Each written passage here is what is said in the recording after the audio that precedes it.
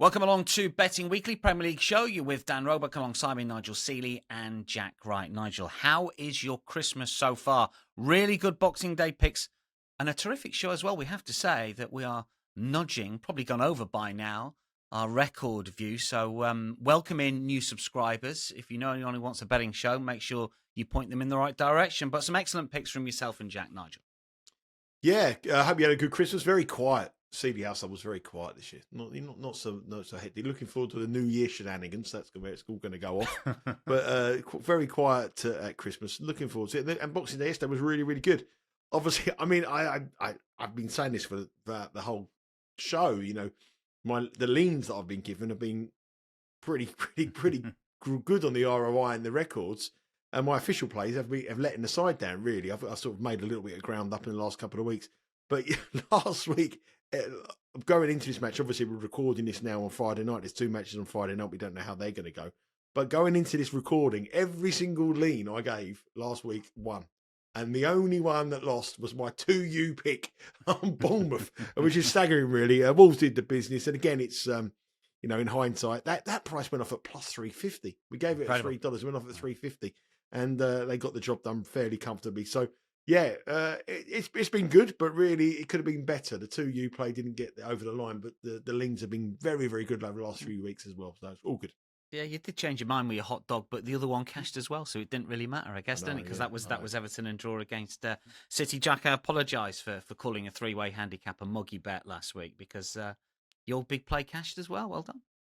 It's Christmas, Dan. I will forgive you for that. I will forgive you for that, especially as it won. But yeah, that's right. I bet we don't have another. I bet we don't have another three-way handicap bet all season. How much you want to bet? Tempted to put. How much do you want to bet? Minimum bet £100 and I'll have to bet all 10. The most value bet of the all next week. The three-way. How much do you want to bet, Dan? You two will forget by next week. Don't worry about that. This is a reminder of the boys' P&L. As Nigel was pointing out, Nigel is creeping towards some profit. Look, across all of our shows, we are flying. We've still got to get Joe to do the P&L for all of the leans. Take note of what the boys are saying here because it's not just the official plays. We narrow it down so we focus on certain games. But look, it's the leans, it's the experience, it's the picks that the boys have every single week on all of the games that you should be taking notice of. And of course, get your selections in the comments as well. Brilliant response from the community that we're building up here at Betting Weekly. Some good comments, some really good write-ups to the play, some nice selections. Hopefully, you've been making it pay over the course of this Christmas period. We're going to go to the weekend action next. Sunday slate. We're going to kick off with the early-ish game. It's 9:30 a.m. Eastern. It is Leicester against Manchester City. Now, Leicester have just come in a little bit, 7-1 now. Man City are minus 286. We've taken on Nigel City last couple of games with obviously great results, and indeed a few times over the last couple of months here because they're in shocking form. But this is Leicester. This is the team that gives up more chances to the opposition than any other since Ruud van Nistelrooy's taken over. They've conceded 17. That's more than any other team in the same time frame. So, you know, does it stop now? Do we start to get City on side or not, Nigel? No, I'm carrying on where I left off. Money in the bank. It's the money train. I'm just going with it. I mean, I don't really want to keep going on about it because we've gone on about it for so long and we give it a huge in-depth analysis of the match before, but the same story, it's a copy and paste job for me. Everything is exactly the same. There's huge problems there. You can see the emotion in Haaland when he missed that penalty and the pressure he was under to take the penalty. There's just clearly huge problems there. I mean, Leicester, I thought played all right in the first half against Liverpool the other night. They went 1-0. I think got into the break at 1-0. We might have had a very different game, but they've got goals in them. In that home, they've got goals. If you look at Leicester's matches so far this season, 11 of the 12 matches over 2.5 goals are cashed. In 8 of those 12 matches, over 3.5 cashed. 4 of the last 5. Both teams have scored and mean yes in all those matches as well. And there's goals in them, and they can see goals as well. So this is going to be a very interesting matchup, I think. I think there's goals in both sides, but, you know, they are very, very low prices to see goals. The odds on both teams to score and over 2.5, it's a 3.5 goal line is very, very low. But I just think that, you know, this is, you know, Man City, 1 win in 13 matches. And you can get Leicester here and the draw at plus 210. I just go back to that conversation I had with one of the biggest gamblers in the UK. at the Arsenal match, probably in the world. And he turned around and said to me, just keep riding that train. There's big problems there. And that's in my mind. And ever since he said that, they've played 2 and lost 2. And I don't care who the opposition is. This side is worth fading. I know they've got to play Salford in the FA Cup in a couple of weeks' time, but that handicap will probably be 4.5. And can this side beat Salford by 5 goals? I don't think they can. I'm just riding it again. So I'm not going to put it as an official play. I think this card has got a good bets on it actually. I thought this was your hot dog. Good. It is my hot dog. I said it's not going to be one of my big plays. I was going to my official play, like a 2U play or a 1U play. Yeah. I was looking at, in any other given week I would have put Leicester plus 1.5 as one of my bigger plays. But this is going to be my hot dog. So I'm going to go for Leicester and the draw at plus 210. Carry on where we left off.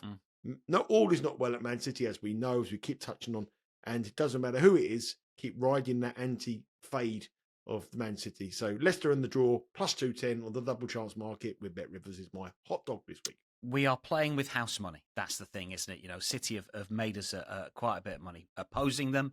And Jack, you're sort of doing the same thing. This is just a lean from you. It is, yeah. I've gone down a slightly different route.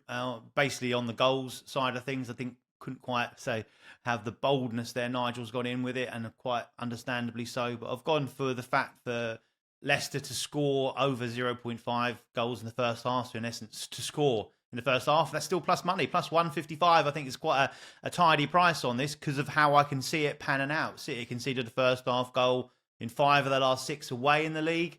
Including each of the last 3 as well, it's a total of 6 of 9. They've been to places like West Ham, to Wolves and Palace conceded in the first half. So with Leicester, we know what we're going to get under Ruud van Nistelrooy. He's a front foot manager. He's an attacking manager. He'll want to play that way. And I think he'll look at this and go, what's the best way we've got of getting a result against Man City? Is it sitting in deep and trying to hang on and nick one? Or is it trying to really work on their fragile nature at the minute? They've got no confidence whatsoever, of course, Man City. If Leicester go and score an early goal, like they did against Liverpool, if they can go to Anfield and score after 6 minutes, they can certainly get an early goal here against Manchester City and really put the pressure on Man City. If they don't get a positive result from going to Leicester, well, it just goes from worse to even worse, doesn't it? I don't know where you go from there, but it's terrible stuff. So, look, they've only failed to score Leicester in 1 of their 9 home games so far this season. And I think they've got a good opportunity to get out of the traps early here, get an early goal and put more pressure on, say, this very, very fragile City side.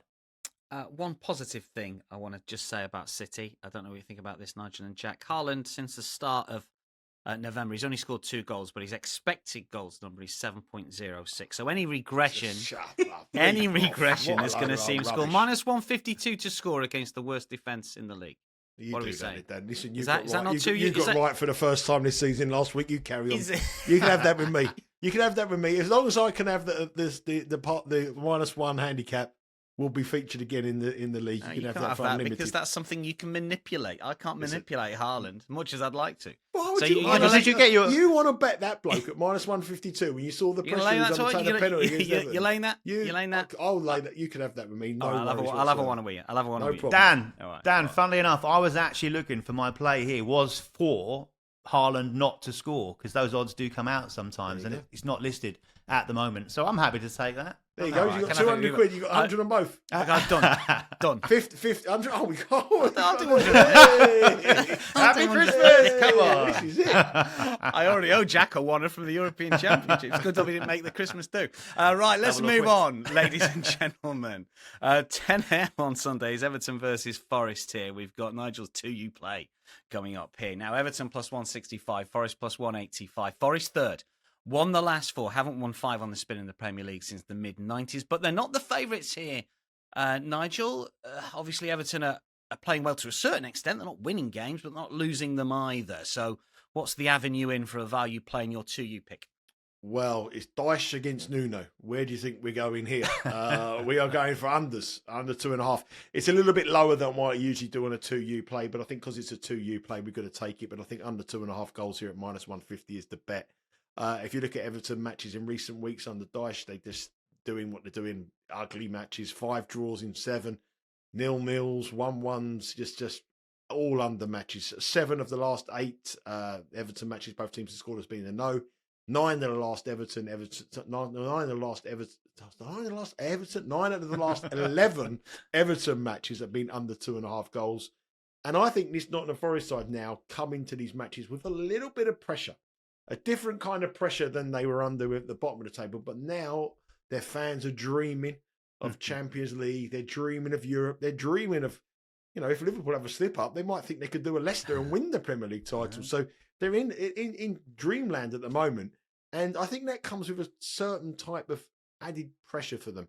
And I saw that game against Tottenham, which everyone expected to go over 3.5, and both teams to score. It wasn't that kind of match. It was a cagey match. There was a few chances late on, but obviously Forest held on for a 1-0 win here. And I think this here could be a close one. The managers are very, very negative in their approach, and obviously Nottingham Forest have been much more winning this year, but they haven't been really, really exciting. They've been quite tight.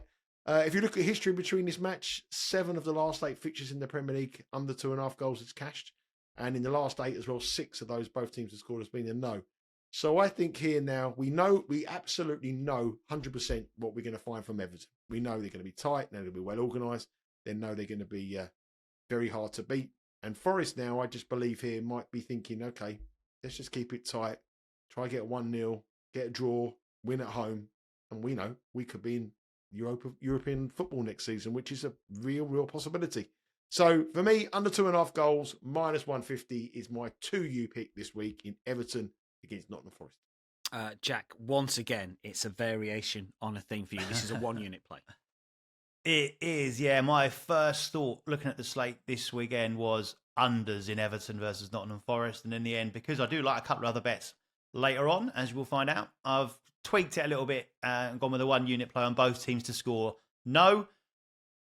Because of all those reasons, really, that's what we're going to get. Everton continue to try and grind their way to safety. They're doing quite well, and Forest got their eyes on the Champions League. Everton won both fixtures last season. Would have cashed for both Nigel and myself. Under 2.5 goals in both.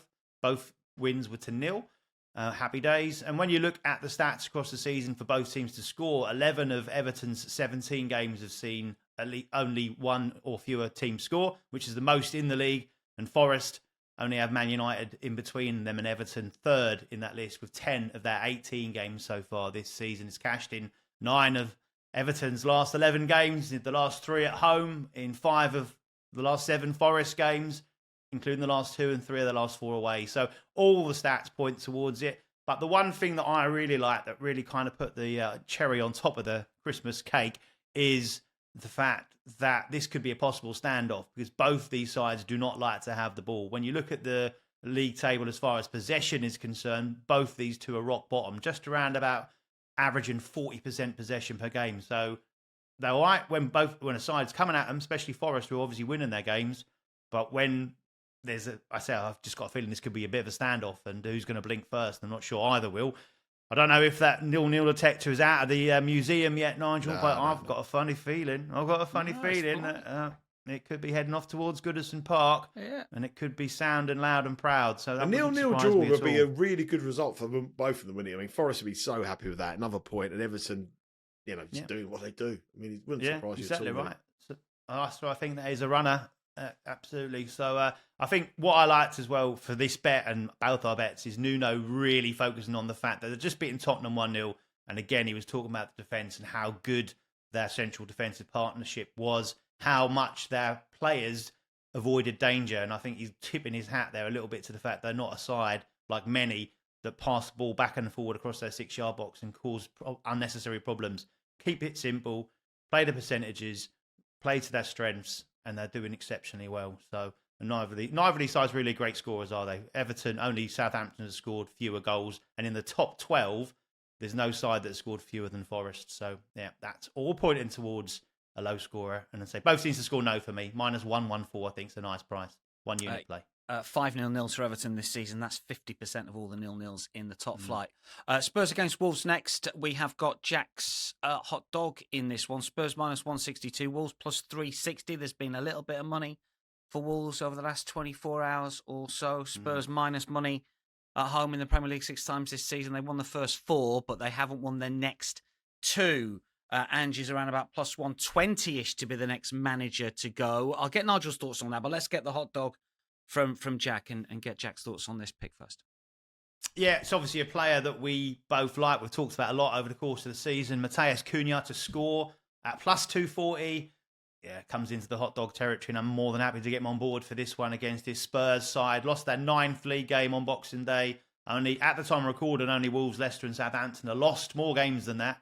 Of course, they lost 2 at home. They conceded 10 goals, admittedly, against Chelsea and Liverpool. But we've said all along this season, Wolves might be struggling, but one thing they've got is a threat going forward. And Cunha is the main catalyst for that. He's their talisman. He's normally at the heart of anything good they do in the final third. So they've also got some decent confidence at Wolves, haven't they? They, yes, new manager come in, suddenly keeping clean sheets, winning games. Be it a bit fortunate or not, they've got to ride the luck. I'm sure Gary O'Neill's wishing he had a little bit while he was in charge, but it's how it goes, isn't it? And they also won both these games last season and won them both 2-1, so multiple goals in there. And if Wolves are scoring 2 goals against Spurs in this game, you would have to expect Cunha will be involved in it somewhere. We talked about Ange, we talked about his no plan B, and he said it himself. Obviously, the fact that Spurs fans are now getting a little bit of entertaining football is wearing thin.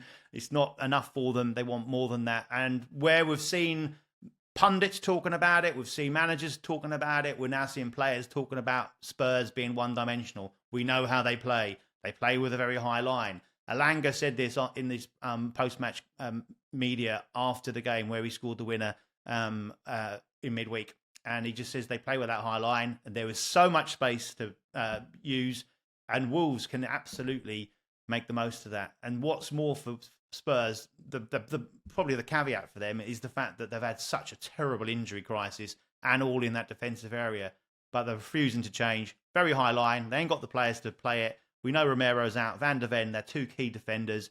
Vicario, their goalkeeper. So they're obviously playing with their backup goalkeeper who's not up to it. Ben Davis, their most experienced defender, also still out. They can now add Jed Spence to that, who's just got back in favour. Red card, he's now suspended for this one. And also Dragusin, their only centre-back left standing, went off with an injury after a couple of minutes to go. So if he couldn't make it through the remainder of that game, puts him in massive doubt for this one. So for me, Cunha, who's scored 10 league goals this season, only the key players we know about in the likes of Salah, in Haaland, in Palmer have scored more goals than him, and Isaac, of course. And he's a man on fire. So, yeah, he scored in each of his last 3. So, for me, plus 240, hot dog, Cunha to score. Yeah, glad you mentioned Haaland there. Nigel, what about this game for you? Is Big Ange gonna last the season out? What's your thoughts on Spurs Wolves? It's a big few matches, isn't it? He's got 3 home matches. He's got Wolves, he's got Newcastle, and he's got Liverpool in the Cup. He says he's win something in the second season, whether he's saying that because he knows that they can't get rid of him, because if he tells us we got to the semi-finals, we would have won this cup if it wasn't for me. Maybe it's a sort of a tactic that he's put in to make sure he gets to second season. We know how trigger happy they are at Tottenham. He's even money favourite to go. I like 80-1, no more manager to go. I think that's a massive price. And I always say it. I've said it for the last probably 10 years, Dan, or 20 years since I've been doing this kind of stuff with you. Have you cashed yet? Never cashed. but my way of thinking is I've got 59 years to go, and I might cash once and say it's profitable play, wouldn't it? Yeah. So at 101, when I'm doing this at 101, you'll be 141. We may cash one of these tickets. So yeah, we're going to go for no manager to go. Yeah. I quite like Wolves on the draw, no bet, or Wolves in the draw here on the double chances plus 128. I wouldn't be betting Tottenham here at minus money. I mean, this Wolves side, the manager here, Vitor Pereira, is actually going to history. Do you remember I done that thorough breakdown on the last 11 years of managers and analytics? Someone sent to me on via email. It showed that only one manager ever in the Premier League has ever got into a job and won 3 successive matches, and that was Tim Sherwood at Tottenham. And Vitor Pereira could do that. He could equal that record: 3 successive wins, 2 matches in charge, 2 wins. You know, a brilliant win, 3-0 in the first match, and then a 2-0 win against Manchester United at the weekend. So I like what I'm seeing from Wolves. I've always liked Wolves. I've always thought they're a side that potentially could go on a good run. We cashed for me last week against Manchester United.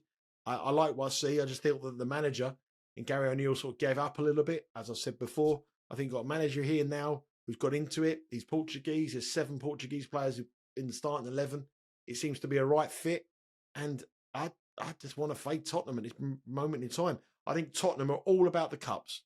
I think he's got to win, got to get to the final of the Carabao Cup. He's got to win the Carabao Cup. He's got to do well in the Europa League. And he's got to try to do well in the FA Cup. In the league, I think they're vulnerable. And Wolves in the tie here make absolute great value here at plus 128 on a double chance. That is my lean on Tottenham against Wolves. Yeah, that's one of my favourite bets of the weekend. Sorry, Nigel. Geez.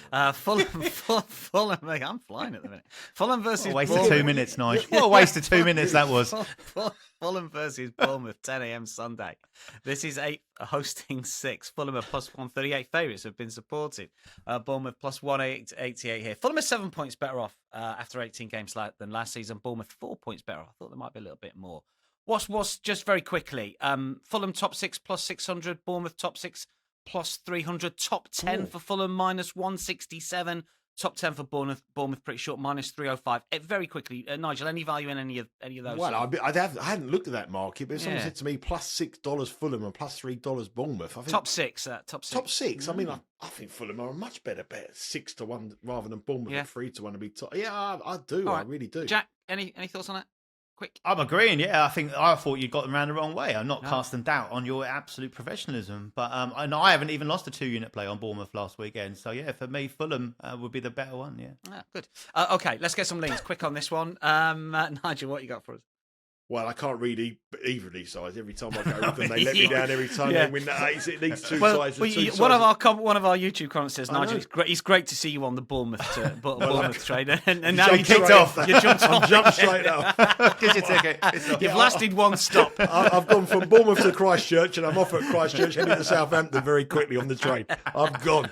Anyone who knows that's geographically, that's south of England here. But I was actually going to put Fulham in as my one of my one new plays. Yeah, no. I thought I was tossing up between them and another match we're going to come on a little bit later. But I've opted for something else. I'm going to bet Fulham in this match. They were plus 150. They're now plus 138. I don't know if they're at 138.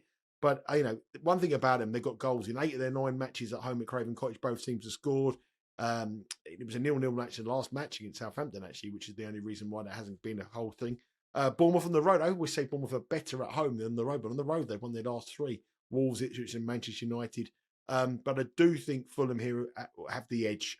Smith Rowe was out the weekend, which was a bit of a blow for them, but they still went to Chelsea and won 2-1. Hopefully he comes back here.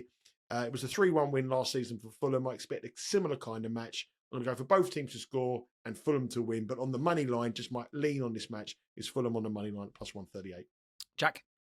Yeah, same. We're close to being official. Fulham to win, plus 138 now. I think both these sides are very difficult to read because they miss so many chances. But I think Bournemouth missed more chances than Fulham, and I think Fulham's home advantage will get them over the line, especially after that massive boost of beating Chelsea in the last minute. So, Fulham get it for me at a nice price. Crystal Palace versus Southampton is Sunday, 10 a.m. again. Leans from the boys here. Palace minus 180. They are pretty short. Southampton plus 480. Jack, I thought that Southampton showed a little bit more in their last game against West Ham. Didn't get the immediate bounce under Juric, but created more chances here.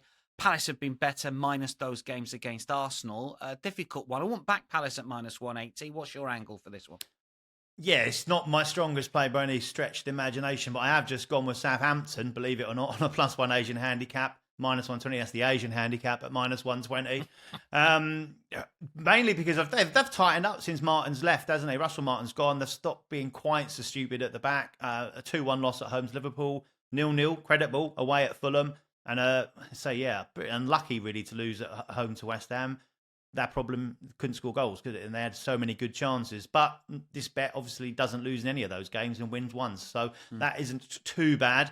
You look at Palace in a decent stretch of form, only 1 defeat across their last 7, but they have only won 2 of those. And again, this bet would only have lost once across those games. And Mark Gahey, would he call the game against Bournemouth boring and rubbish, I think was his official terminology of it. So that's kind of how they're playing at the minute. Eze's back, but they're sort of relying on Sarr at the moment. A little bit hot and cold, I think, in that forward area. They've got those kind of players that on their day look sensational, on another day don't look like they could be playing in League One. But I think Juric promised, was it death metal football, which sounds interesting in itself. So That's what John will cut out. Right, still alive. Yeah, talking of sneezing, it's Paul Anahatchu, isn't it? That's his the striker there. 152 league goals in 292 games, but he's not played at a super high level as he's been in Denmark, Belgium, and Turkey. But he's a threat, 6'7", but he missed those chances. He needs a goal. I think Nigel needs a night nurse, something like that. He needs to find where the mute button is. Palace at home this season. I'll end on this. Palace at home this season. This bet's won 8 of their 9 home games, and the other was a push, so it's not lost in any of those. Hence why I've gone for a tentative +1 Southampton on the Asian handicap. Nigel, what do you like, Palace Southampton? I like under 2.5 goals, +120. Palace was 0-0 at the weekend, obviously. I know Eze's back, but I think that Palace, I've said before, look a little bit leggy. I think Southampton are being priced up on the Southampton under Russell Martin rather than this Zurich's manager, who's absolutely dull as anything. His 2 matches been in charge have been 0-0 and 1-0 against West Ham. He's obviously been told the brief to shore up the defence and not do silly stuff, as Jack said. Russell Martin was very adamant he was going to play one way. This guy's changed it around straight away in his 2 matches. And I think that the reason why these unders is a +120 is because we're being looked at on season statistics under a different manager rather than this manager. This manager was the most boring manager in Serie A at Ricciardo. He knows absolutely awful. He lasted, 7 weeks at Roma. You know, it wasn't very attractive at all. And he's gone now to Southampton, where his job is to basically try to get afloat a sinking ship as quickly as possible. And when you get that job, what you got to do is you got to work on the defence. So I think that this was another one that's come very. I'll be betting this. I'll be definitely betting this under 2.5 goals here at +120. I think it's a big price against 2 sides that have been involved in a couple of 0-0s in recent weeks, and Southampton under a totally different style of play under a new manager who's very defensive minded. So we're looking forward to Southampton versus Everton. That's going to be a mouthwater when that's that one comes up. It's going to be a cracker, isn't it? That is nil detective material. Feature game on Sundays at 12:15 Eastern. It's West Ham against Liverpool. West Ham are big here, obviously, +650. Liverpool minus money favourites, and how at -275. They're -335 for the title now. After that come from behind win over Leicester. West Ham unbeaten in 4. It's their best run of the season. Jackie's on same game parlay duty. We still don't know the result of our same game parlay last week. That's because we enlisted John, the producer, to do that one for us in the Brighton game. So that's TBC. Jack, what have you got for the SGP this week? Yeah, odds of +310. It was +350. It's just come in a little bit. So, a little bit shorter than what I'd normally go for. But, the basics of this was I think West Ham got out of jail a little bit against Southampton. And the main part, other than the result there, was the fact that they had 3 pretty serious injuries in the first half. Max Kilman, goalkeeper Lucas Fabianski, Carlos Soler as well. So they're going to be doubts for this, which is a problem. But I'll run through the 3 legs that we've got and the reasons why. Jared Bowen to have a shot on target, much better off on the right-hand side. Now he's got Fulkrug through the middle, an upgrade on Mikel Antonio, who's used to playing there. And Bowen, again, got his goal a week too late, but he got it and on Boxing Day. So I say he's been very consistent out there. He's their best player, in my opinion. Most consistent, certainly. Shot on target in 9 of his last 10 games, all of the last 5. And in this game last season, he had 3 shots on target, and he had 2 at Anfield. So he likes playing against Liverpool. Had 2 very good performances against them last season. This guy called Mo Salah to score. Don't know if anyone's heard of him, but he's quite tidy. He's actually -118 to score in this, which I think is actually quite a tidy little price. 10 goals in 14 appearances against West Ham. Top goal scorer now by 3 in the Premier League from that other fella that we've not heard of, Erling Haaland. He probably won't score again for the rest of the season. And he scored in 9 of his last 10 league games. So absolutely on fire, Salah. And finally, Liverpool to win. Pretty obvious, but 22 wins under 26 Arne Slot games across all competitions. And won 14 in the last 17 meetings between these 2 sides. So put them all together, and it's currently at +310. I need a winner. That's the same game parlay. Yeah, we do know. It's the one thing that's letting us down a little bit. West Ham against Liverpool. For you, Nigel, we backing Liverpool at short price. Are we to nil? Is it half-time, full-time? How do we get creative with Liverpool or go elsewhere? I think it's a difficult match to call. I mean, Liverpool are -265. They are going to win. They won 5-1 earlier in the season against West Ham in the League Cup. In recent history between these 2 sides, there are lots of goals. I think it's the last 6 matches between them, as both teams have scored, has been a yes. I would expect West Ham to give it a right good go in front of their home crowd. And one thing we do know about Liverpool, especially in the Premier League in recent weeks, they concede an awful lot of goals. In the last 4 Premier League matches, both teams have scored has been a yes, and against teams that you would expect them to keep a clean sheet against. So they give up chances. I would think both teams will score. Both teams will score yeses minus 180 though. It's like it's not a bet that I would have. Yeah. But if you're going to do a parlay this week and you want to do a both teams to score parlay, stick this one in here. I expect both teams to score. If not, look at the correct score. Look at Liverpool 3-1 or 4-1, something like that. But I think both teams to score yes would be my angle here at minus 180. Very short, but for parlay bettors. Let's get on to Monday's matches. 3 of them, and we're a little bit either or with a couple of them because teams are playing tonight ahead of recording. First of which is Brighton, who are away at Villa on Monday, 2:45. We'll get some leans from the boys nonetheless, but we can be quick if you want to be. Nigel and Jack. Villa are minus money favourites, but only just. Duran suspended after that red card. I presume they've not appealed it. Watkins probably back in. What's your thoughts in this one? Brighton nearly 3-1. Nigel. No real thoughts on the money line. Yeah. I think it's very hard to call. Villa, obviously, very disappointing against Newcastle. Brighton, we don't know how they've got out of this match against Brentford, so that the lines might change. I found a prop here, I think. I thought it was a very, very bold decision from Emery to drop Watkins and put in Duran.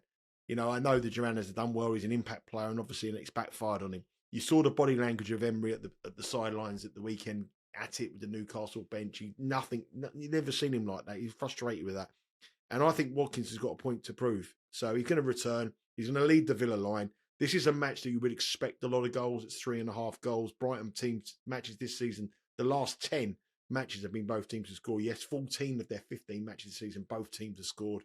So this is a match that you really, really expect goals. And I think Watkins leading the lineup, and he's plus 133 to score at any time. He scored a hat-trick in this fixture last year. They won 6-1. And in the last 3 years in this fixture in the Premier League, Watkins has scored 5 goals against Brighton in this fixture at Villa Park. He's got a point to prove. He's going to come back. I think he'll be hurt by the fact he was dropped. I don't think it was the right decision to be dropped.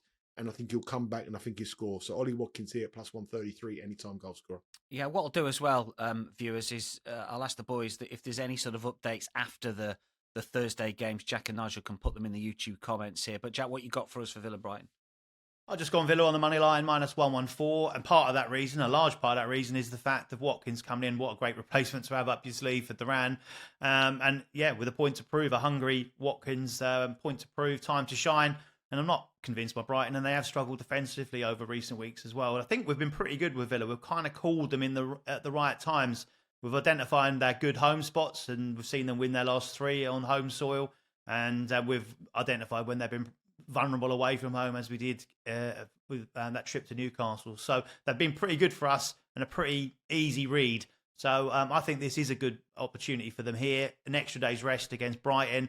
I don't tend to play games where there's obviously sides, as we said, we don't quite know what's going to happen after we've recorded. So I've kind of left out for that. But yeah, if this goes as expected tonight, maybe for Brighton, then that would have been close to an official play as well. Villa, I think Villa take them out.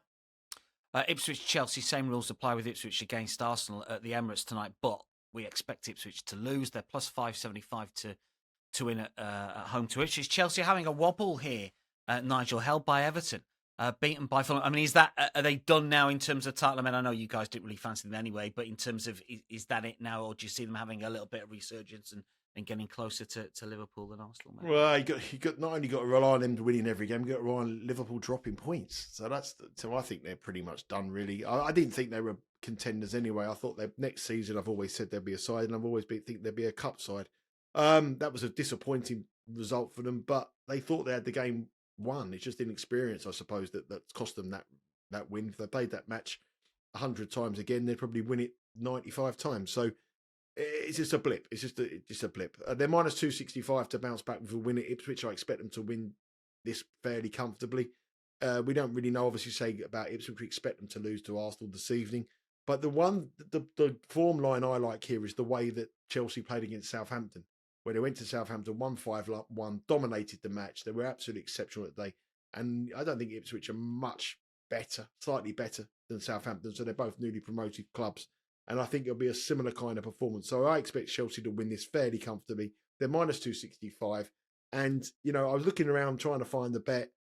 It's hard with obviously Ipswich, but I think the prop that I like is Cole Palmer to score anytime, minus 110. I expect Chelsea to cover the spread, but there is a danger that Ipswich might get something from the Arsenal match and be buoyed by that. But we know Palmer scored at the weekend in that match against Fulham. He's their main man. He takes penalties. It's a very open top goal scorer race in the Premier League at the moment. Obviously, Salah's in the prime position, but there's a lot of people closing the gap on there. And I think he'll think to himself, I've got a chance of winning some silverware on my own this season. Second half of the season, I expect a good campaign. So Palmer, anytime goal scorer, minus 110 is my lean, Ipswich Chelsea. What about for you, Jack, for a lean in this one, Ipswich against Arsenal, obviously to the back burner, but we expect Chelsea to win. Yeah, I do, and I've added under 4.5 goals in it, minus 132 as my one of my not the strongest ones over the course of this slate, which I think is a lot of good opportunities. We identified again Chelsea's defence would be their Achilles heel if any kind of title race is concerned. That showed up in the defeat to Fulham. Don't think Ipswich carried that same kind of threat. You do wonder if, say, the possibility and starting being talked about in that title race had some kind of impact on a relatively young side. It's interesting that Maresca at Leicester last season was cruising in the Championship until it got to that kind of business end, and then they had a wobble as well. So history repeating itself a little bit there. But maybe those drop points in the last two games will take the heat off a little bit, and now they can get back to kind of how they were. And Maresca has said they need to manage games a lot better. So a good opportunity against Ipswich, who don't tend to have a lot of goals in their home games, and they've yet to win at home. Lost 5 games, and all of them have cashed this bet as well. We've not seen more than 4 goals in any of their 9 at home.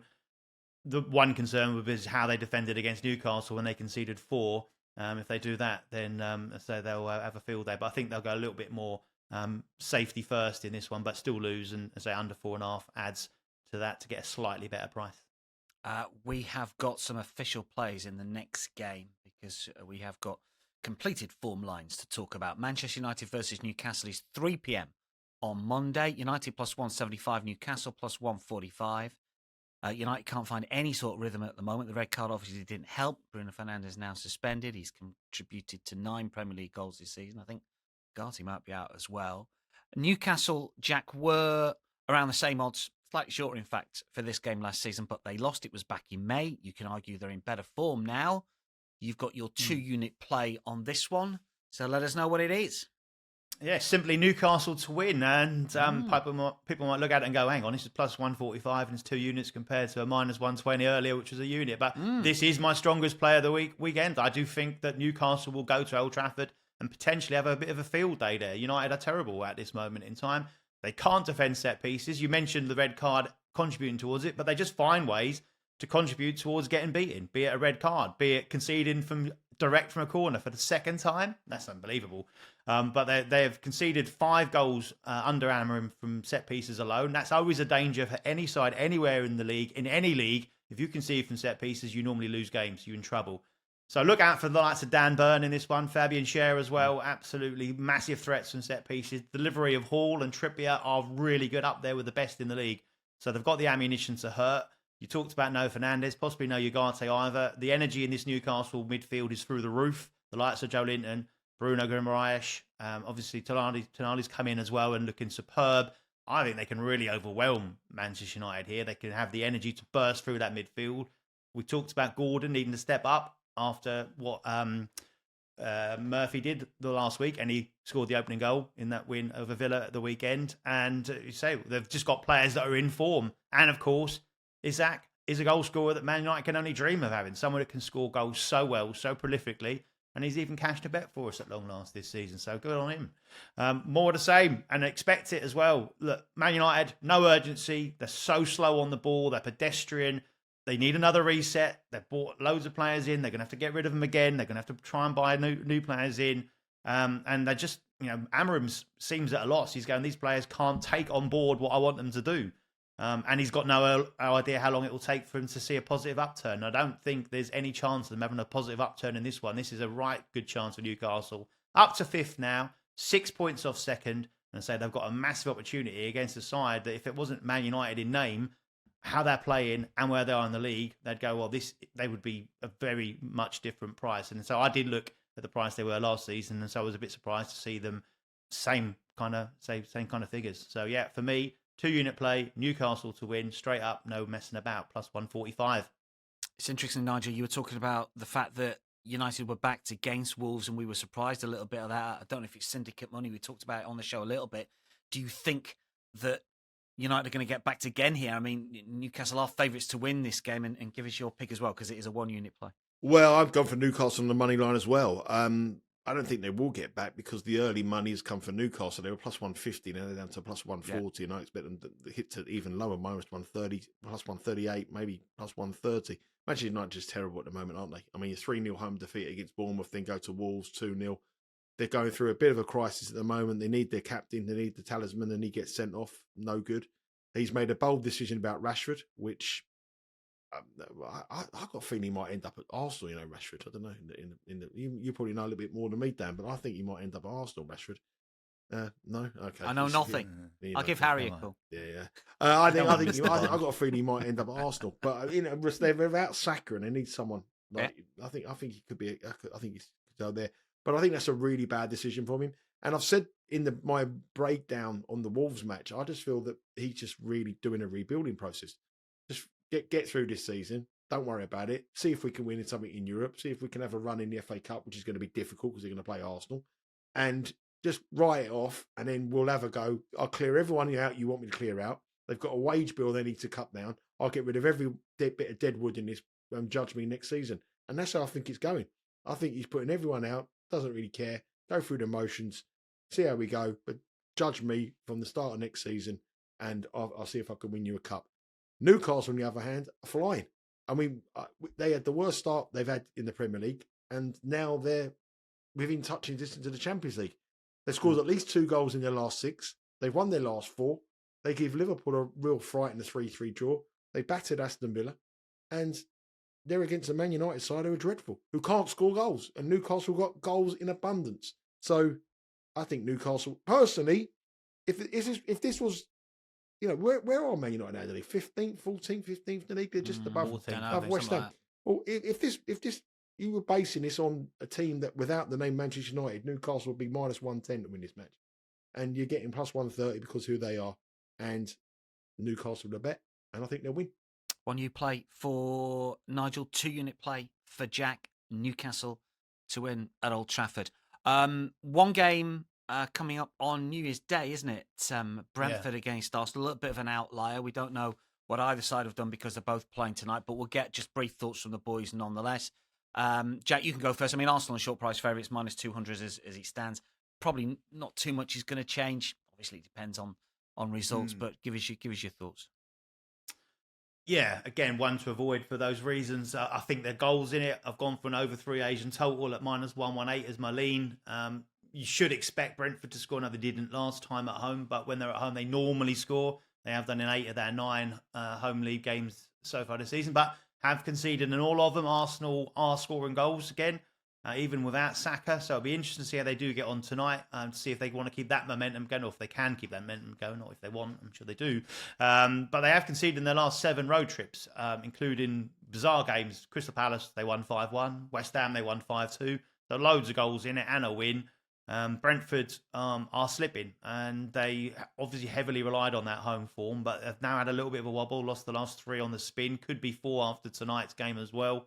But again, their home games just can see a lot of goals, 4.67 the average. Arsenal's away is exactly 3. So sort of played it safe really, as it's only a lean and it's over 3 Asian total, and whatever the sides and whatever happens tonight, really, I think that's a runner.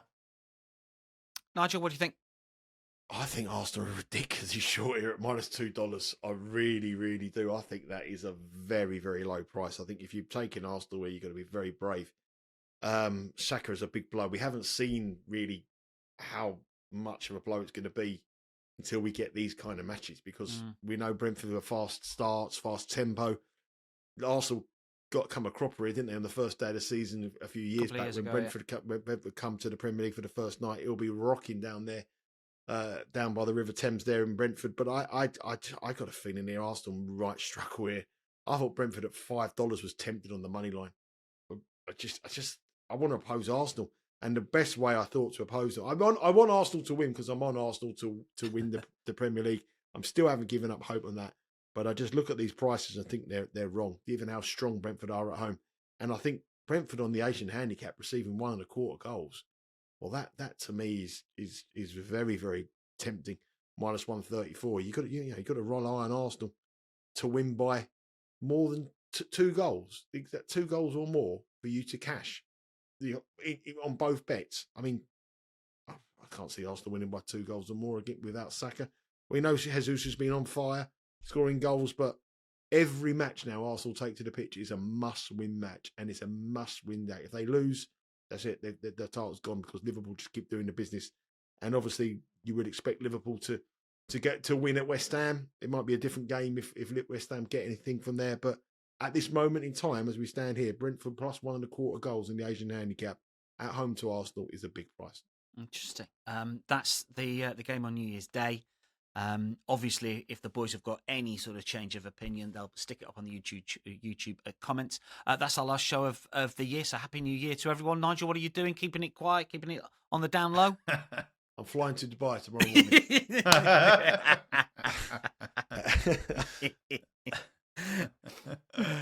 So Dubai for Nigel. Jack? Oh, better than that. Yeah, better dis. I don't want to. Chroma. Caister. Yeah. Caister's good. So my nan was from Caister. Caister Soul Weekend. It's good. We had a good few times down there. Honestly, I tell you what. Yeah, not a patch on the New Year's Eve celebrations. How about you, Dan? What are you doing? Enough of my showbiz lifestyle. I don't know because I'm working the next day at the Arsenal game. They changed that game, which snookered all my plans. So I'm working the next day. So I'll be in bed by 10 o'clock. Don't worry about that with a cocoa. As nice again, consummate professional. Happy New Year to everybody. We will see you in 2025. That is a wrap for Betting Weekly Premier League show. We'll be back next Thursday. Picks, plays, hot dogs, same game parlays. Live show every midweek day. That does not stop. Follow us at Because We Win. Subscribe to the YouTube channel. We've picked up a few more subscribers. Mention it to everyone. If you've not yet subscribed, hit that subscribe button from all us. For now, though, for 2024, that is your lot. We'll see you soon.